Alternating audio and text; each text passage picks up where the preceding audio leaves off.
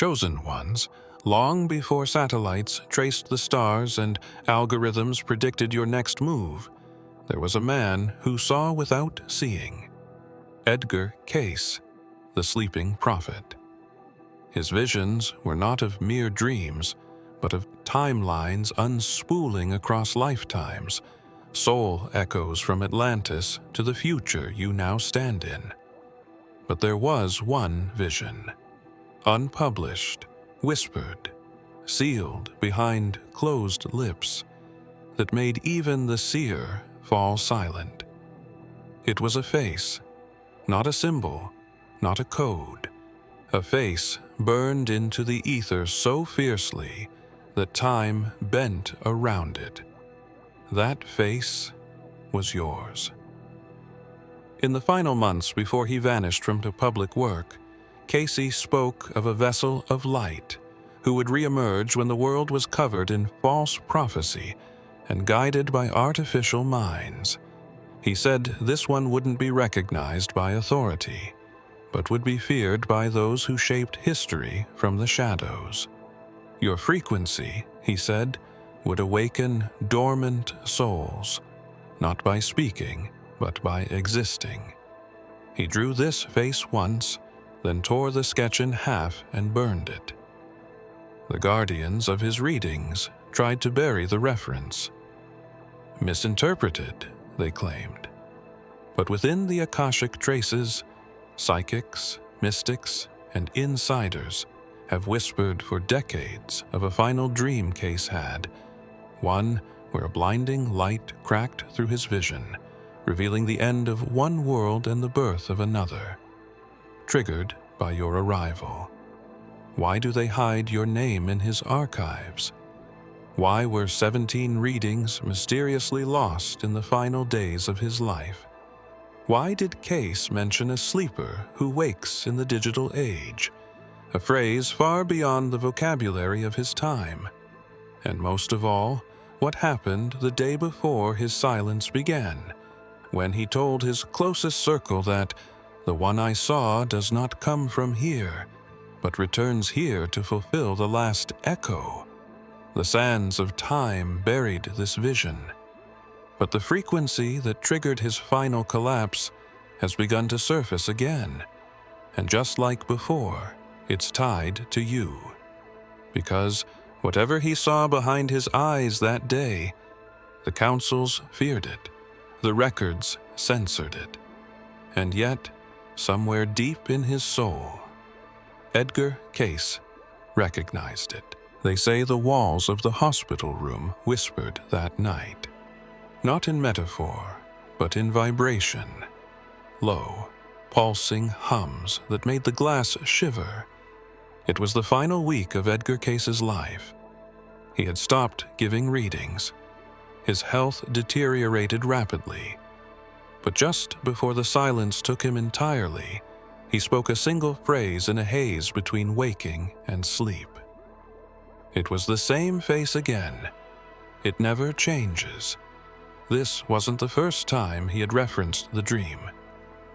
Years earlier, he had privately told a researcher that a presence began visiting him, not through symbols or spirit guides, but as a living face, a conscious force observing him from outside time.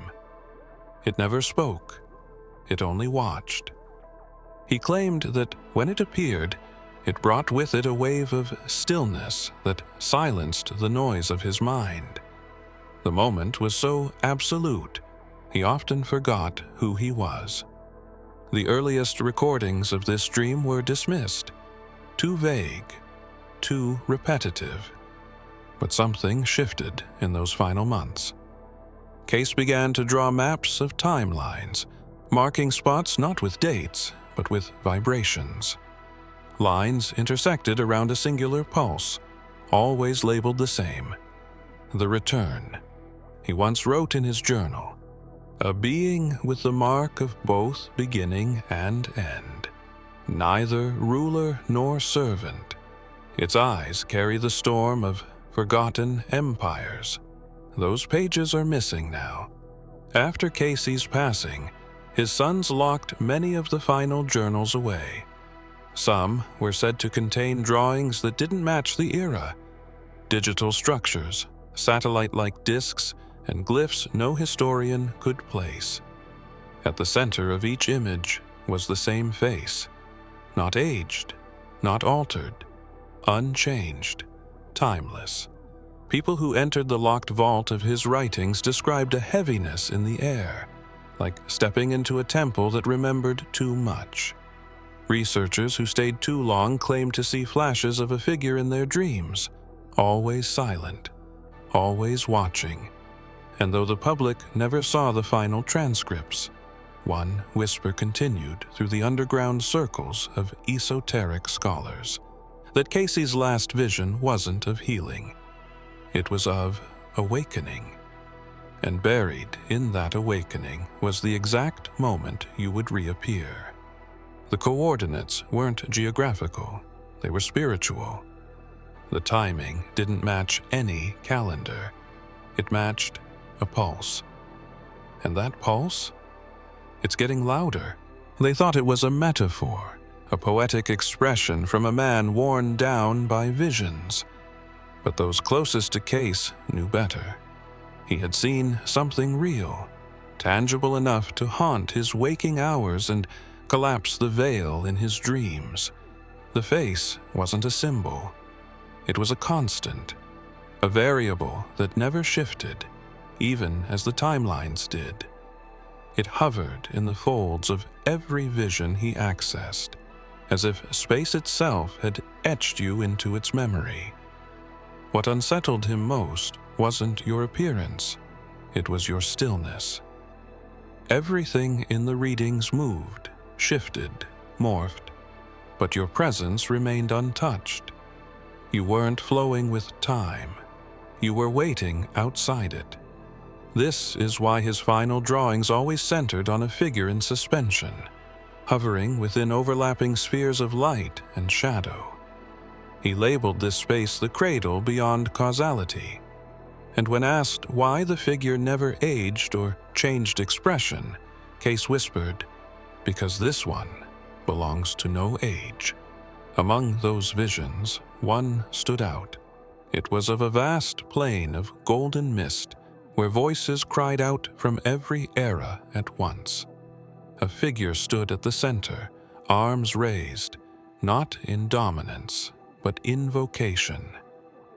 Cayce wrote that this one didn't seek power, but carried it unconsciously, as if they were the keeper of forgotten laws etched before the firmament formed. And in a moment of clarity, just before he descended into sleep one last time, Cayce muttered a name that had never appeared in any of his readings before. He said, "He walks with the fire of Yeshua, but carries no religion." Those in the room assumed he meant someone holy, but Cayce's tone was different. He wasn't referring to a priest or a prophet. He was referring to the storm Yeshua left behind, an eternal echo that could inhabit another. The implication was staggering, that the same current which once flowed through the Nazarene now flickered again, through you. There were rumors long before Cayce ever spoke them aloud, rumors of a chamber beneath the Sphinx, sealed not with stone but with frequency. It was said to house records not written by human hands, encoded in resonance and hidden in silence. When Cayce described the Hall of Records, he spoke of a vault that would open only when a specific soul returned to the world, a soul whose vibratory signature would match the tone embedded in its walls. That soul, he claimed, was not born, but awakened. What he never publicly revealed was the dream that led him there. In it, he was not a prophet, but an observer, standing at the edge of time, watching the past collapse in reverse. Beneath the Sphinx, the sand fell upward, revealing a staircase made of light. At the bottom stood a figure with its hand pressed against the stone.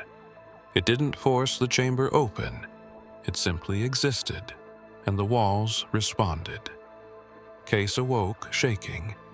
He scribbled only a few words. The one with the sound of origin.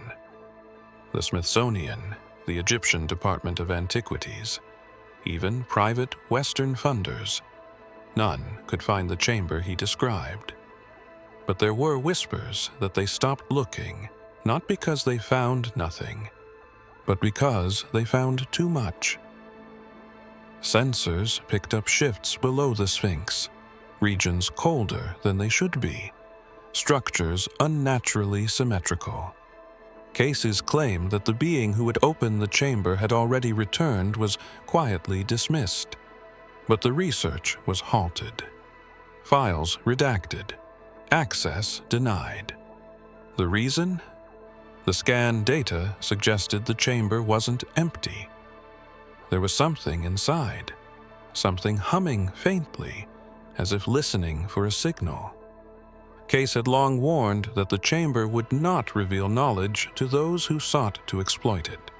It would only respond to the one who carried the echo of its builders.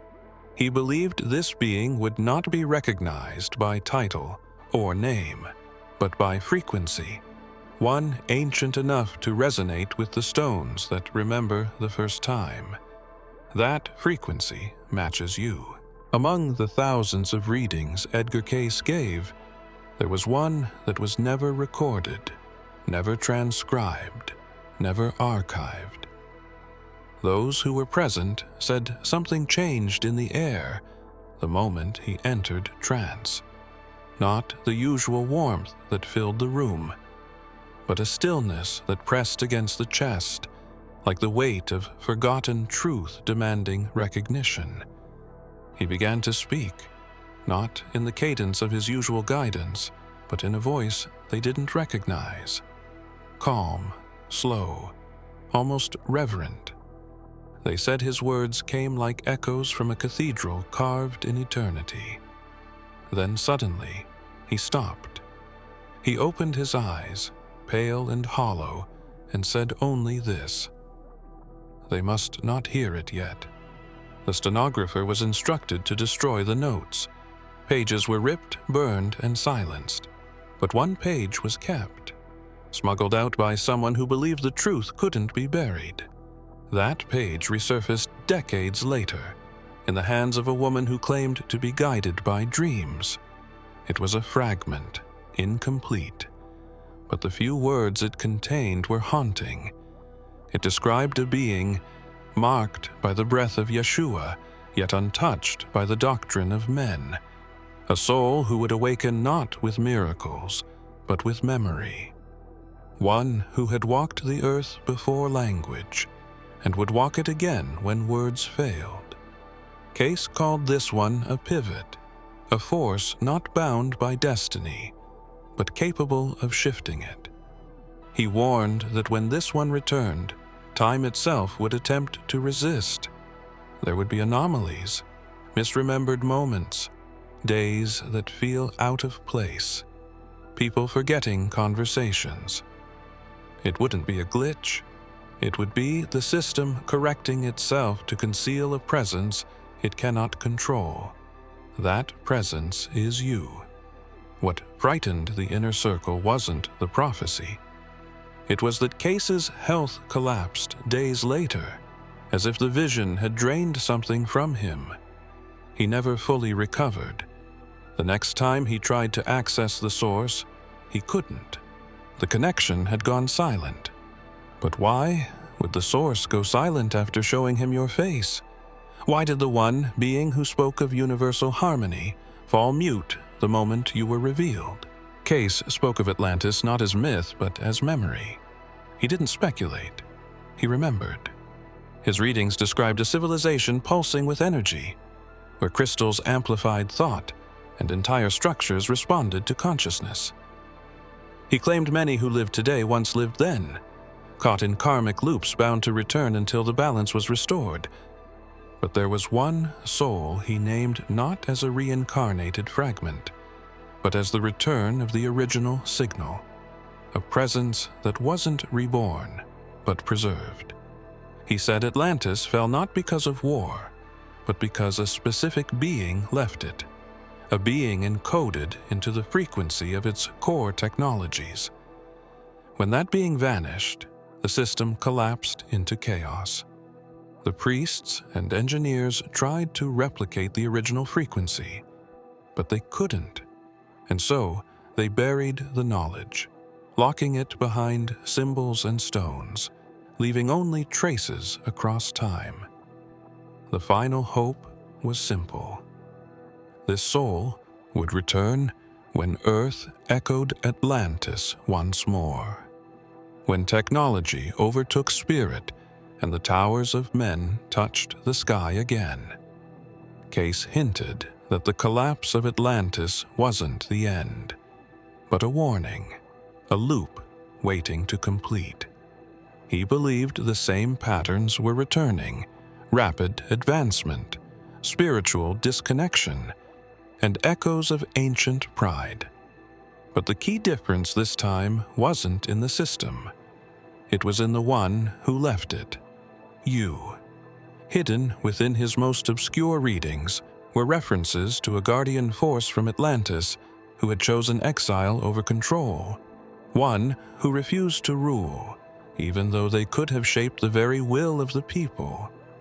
Cayce believed this act fractured the Atlantean grid, and yet preserved its wisdom, waiting to be reclaimed by the same hand that once let it go. You were not forgotten. You were encoded into stories, bloodlines, even star alignments. But why does every trace of your role vanish from the official records? Why did the council that Cayce often referenced redact your name from the Atlantean scrolls? And most of all, if the rise of modern civilization mirrors the last days of Atlantis, then what happens when the original frequency finally returns to a world not ready to remember? Because Cayce never said Atlantis was destroyed. As Cayce's life neared its end, those around him noticed a shift, not just in his health, but in the tone of his words.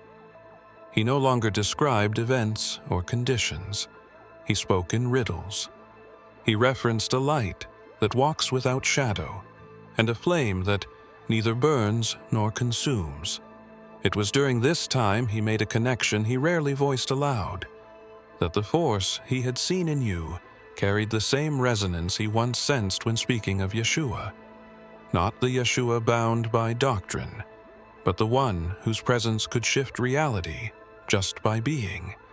Cayce believed that this light, what he called the infinite echo, could appear more than once in the timeline. It wasn't limited to form. It manifested through choice, through presence, through awakening. In a rare private reading not included in the public archives, he whispered to a close confidant that the Nazarene's light has returned, but in a vessel unbound by cross or crown. He wasn't referring to reincarnation. He was referring to a current, a vibration that had entered the world again, this time unannounced. He said that while Yeshua's appearance was marked by prophecy and symbols, this second entrance would go unnoticed by the world, until its very structure began to ripple. And those ripples have already begun. Technology advancing at unnatural speeds. Collective time distortion. A rising sense that reality is thinning at the edges. Cayce said this would happen when the bearer of the forgotten frequency returned. He warned that the system would attempt to deny your presence not by confrontation, but by omission, silence, erasure. He claimed even the fabric of time itself would try to bend away from you to prevent recognition. But still, the light persists.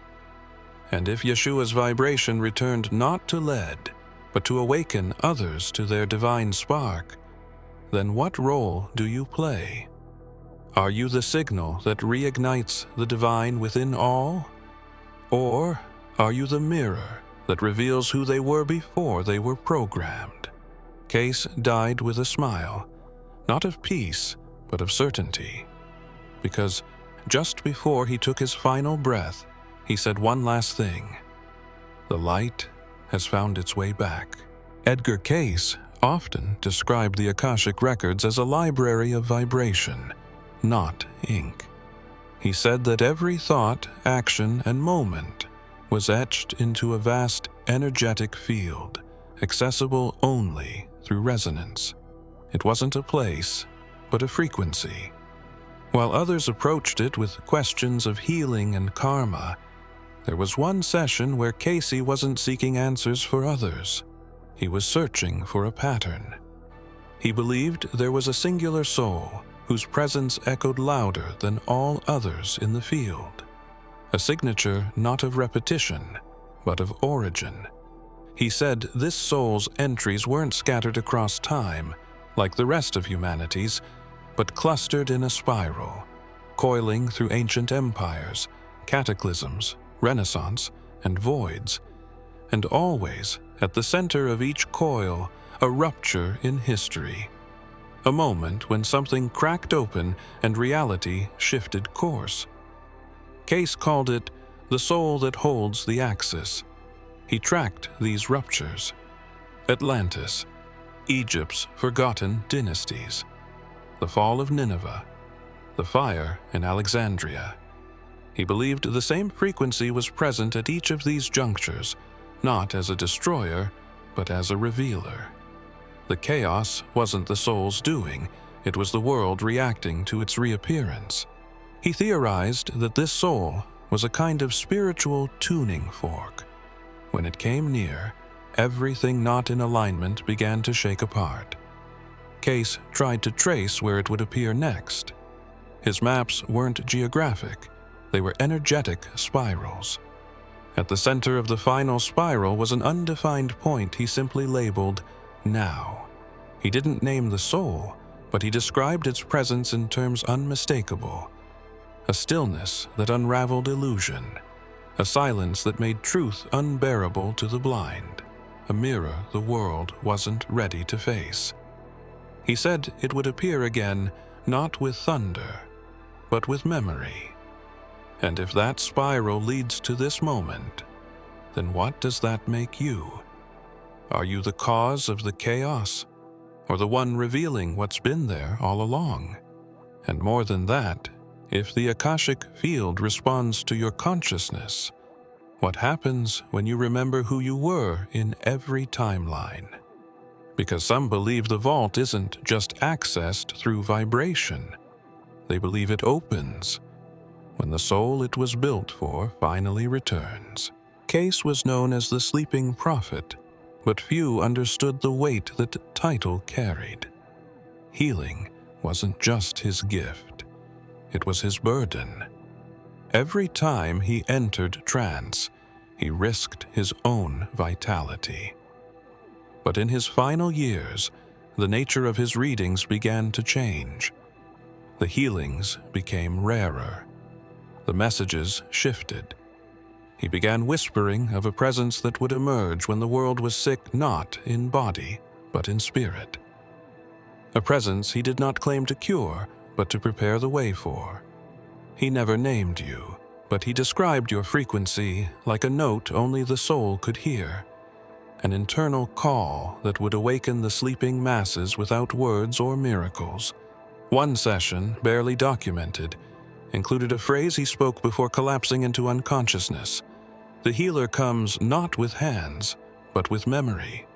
To Cayce, healing wasn't about fixing symptoms, it was about realigning with source. And what he saw in you wasn't another healer, but a walking frequency that reminded others who they were before the fractures.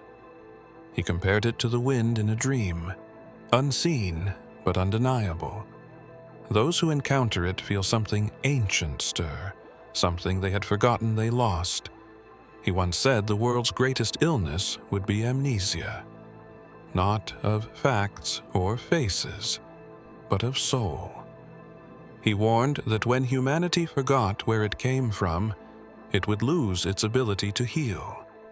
And in that void, something else would rise. Systems, programs, control grids masked as help. Cayce feared these more than war or famine, because they would silence the soul quietly, slowly, until no one remembered they had one. But he also said the return of the light would come through one who walked alone, not seeking followers, not needing approval, carrying the stillness of Yeshua, but without the language of religion. A silent healer, a soul mirror. There were whispers, even during Cayce's lifetime, of a group, unnamed and untraceable, who kept a close watch on the readings he gave, not out of curiosity, but concern. They weren't worried about predictions of health or weather. What unsettled them were the moments he drifted too close to the threshold, when his voice would change and speak of things that didn't belong to this world. Timelines folding, energetic convergence, a soul not bound to the laws of the current system. Those were the moments that drew attention. Shortly after Cayce passed, his final prophecies, recorded over private sessions, vanished. Logs of readings that family members remembered witnessing were nowhere to be found in the official archives. Pages from his personal journals had been torn out. Drawings he kept hidden were removed from storage. Years later, a researcher confessed that men in dark suits came to the house under the guise of preserving the legacy. What they preserved, however, was not truth, but control. Why would they fear a prophet whose work revolved around healing? Because buried in his last sessions were descriptions of a presence who would awaken not with a message, but with their existence. Cayce described this being as a resonance incompatible with systems of deception. He believed the world would reject this soul, not with violence at first, but with silence, because the systems around it would struggle to process what couldn't be contained. The council, if it existed, understood that prophecy wasn't dangerous because of what it foretold, but because of what it made people remember. And the presence Cayce saw in his visions didn't just reveal the future. It unlocked memory across lifetimes. The return of that frequency would be like striking a chord buried in the core of millions. Some said that's why they moved so quickly to bury the files, not out of fear of one person's knowledge, but fear of a global resonance spike the moment your frequency re-entered this realm. It was a stormless night, but thunder rolled across the coast. Cayce had already withdrawn from public readings. His health waned. Yet, that evening, unannounced, he called his family into the parlor. No notebooks, no stenographers, just silence. Then, with slow certainty, he spoke of a dream he had kept secret for over 20 years. One that had returned, sharper than ever. It wasn't a dream of events or illness. It was a moment where the air stopped moving and a figure stood at the edge of a collapsing world. A figure he recognized instantly. You didn't speak in the vision. You didn't need to. Everything around you responded, not out of fear or reverence, but recognition. Time unraveled around your presence like fabric pulling from a fixed point. Cayce described it as watching a soul wake up, not from sleep, but from silence, a reactivation. He said he had seen faces in thousands of readings, across centuries and lifetimes, but yours didn't belong to a time. It was the same in every layer, untouched, unaged, waiting. And then he said something that no one in the room understood until much later. It's not what they do that changes everything. It's that they remember. In that final vision, Cayce didn't see fire or flood. He saw alignment.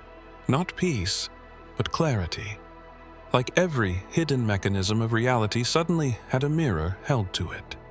The illusion began to shake, not from violence, but from being seen. And at the center of it stood you. He believed that awakening wasn't an action, it was a return, not to a place, but to the awareness of what has always been. He saw your presence triggering that in others, not by teaching, but by being. He closed his eyes that night with one last breath and whispered, "They'll find this when they're ready." The pages of that final account were never found, but fragments remain. Phrases in letters, echoes in dreams, and a quiet knowing among those who feel something ancient rising. If you have come this far, it is crucial that you watch this next video here. But be warned, it is not for the faint of heart, for only the true chosen ones can handle this video. If you would like to also donate to help keep the channel going, our Buy Me a Coffee link will be in the description.